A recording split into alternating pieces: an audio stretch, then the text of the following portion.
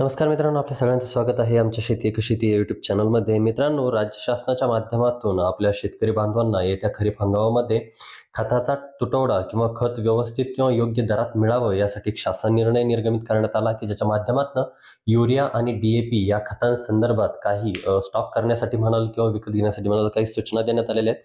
त्या सूचना आपण या व्हिडिओमध्ये बघणार आहोत. परंतु त्या अगोदर आपण नवीन असाल तर आमच्या चॅनलला एक सबस्क्राईब नक्की करा. व्हिडिओ आवडला असेल तर व्हिडिओला शेअर करायला विसरू नका. बघा मित्रांनो, या ठिकाणी आपण JR बघू शकता. खरीप हंगाम सन 2024 करिता युरिया व DAP खतांचा संरक्षण साठा म्हणजे बफर स्टॉक करून ठेवण्याबाबतचा हा निर्णय आहे. 15 मार्च 2024 चा निर्णय. बघा, राज्यामध्ये खरीप हंगामातून जून, जुलै व ऑगस्ट या कालावधीमध्ये शेतकऱ्याकडून खताची जास्त मागणी व खरेदी व प्रत्यक्ष वापर मोठ्या प्रमाणावर होताना आपल्याला दिसतो. या कालावधीमध्ये निरनिराळ्या कारणांमुळे म्हणजेच मुळात आंबटण कमी असणे, पाऊस किंवा अतिवृष्टीमुळे, रेल्वे वाहतुकीमुळे अडथळे येणे, रेल्वे रेक वेळेवर उपलब्ध न होणे, खत उत्पादन कारखाने कार्यान्वित नसणे इत्यादीमुळे खताच्या मागणीप्रमाणे पुरवठा करण्यावर विपरीत परिणाम या ठिकाणी आपल्याला होताना दिसतो. खरीप हंगाम जून महिन्यापासून सुरू होत आहे. खरीप हंगामातील पेरणीच्या वेळी व उभ्या पिकांना खताचा दुसरा हप्ता देणे यामुळे युरिया व DAP खतांच्या मागणीमध्ये वाढ होताना आपल्याला दिसते. शेतकऱ्याच्या मागणीप्रमाणे खताची उपलब्धता होण्यासाठी खरीप हंगाम 2024 करिता युरिया व DAP खतांचा संरक्षित साठा करून ठेवणे आवश्यक असतो.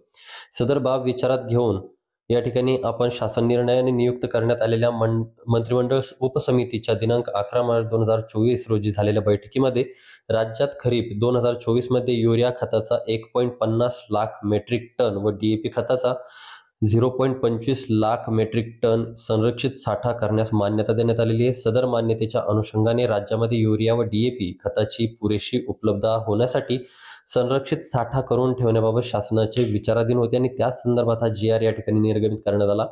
खरीप हंगाम 2024 मध्ये राज्यातील शेतकऱ्यांना मागणीप्रमाणे व वेळेवर युरिया व DAP खतांचा पुरवठा करण्यासाठी युरियाचा 1.5 लाख मेट्रिक टन तर आपल्या DAPचा 0.25 लाख मेट्रिक टन इतका खतांचा संरक्षित साठा आपल्याला या ठिकाणी करण्यासाठी काही मंडळ दिलेली आहेत. बघू शकता, महाराष्ट्र कृषी उद्योग विकास मंडळ मुंबई यांना 70% मान्यता देण्यात आलेली. म्हणजे या मंडळाच्या माध्यमातून 1,05,000 मेट्रिक टन युरिया तर 17,500 मेट्रिक टन DAPचा संरक्षित साठा करण्यास मान्यता आहे. त्याचबरोबर the Maharashtra state cooperative marketing federation Mumbai यांना 20% म्हणजेच 30,000 मेट्रिक टन युरिया आणि 5,000 मेट्रिक टन DAPचा साठा करण्यास मान्यता देण्यात आलेली आहे.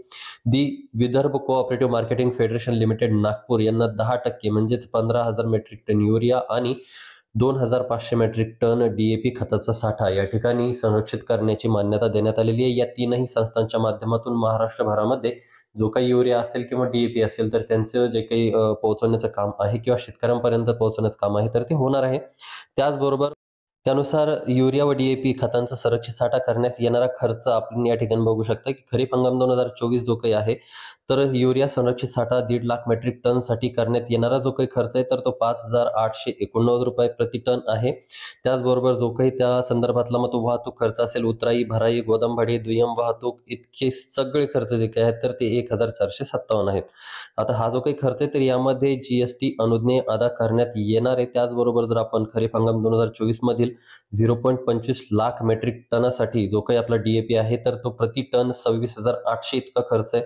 मग त्या व्यतिरिक्त जर आपण बघायला गेलो तर मग त्यामध्ये उतराई, भराई, गोदामभाडे, वाहतूक, दुय्यम जे काही असेल तर त्यासाठी 2,765 रुपये इतका खर्च त्या ठिकाणी अनुज्ञेय असणार आहे. त्याचबरोबर GST ऍड होणार आहे. आता प्रशासकीय मान्यता खालील अटींच्या अधीन राहून आपल्याला देण्यात आलेली काय आहेत अटी? उपरोक्त तिन्ही संस्थांनी वरील प्रमाणे संरक्षण साठा करण्यासाठी युरिया व DAP खतांची किंमत आगाऊ भरावी लागणार आहे. या योजनांसाठी उपरोक्त नमूद केलेला खर्च हा अंदाजित असल्याने उपरोक्त प्रमाणे प्रस्तावित केलेला खर्च किंवा प्रत्यक्षात आलेला खर्च यापैकी जी कमी असेल ती रक्कम अदा करण्यात येईल. त्याचबरोबर व्याज गणना करताना युरियाचा दर 5,889 प्रति मेट्रिक टन व DAPचा दर 26,800 प्रति मेट्रिक टन इतका धरला आहे.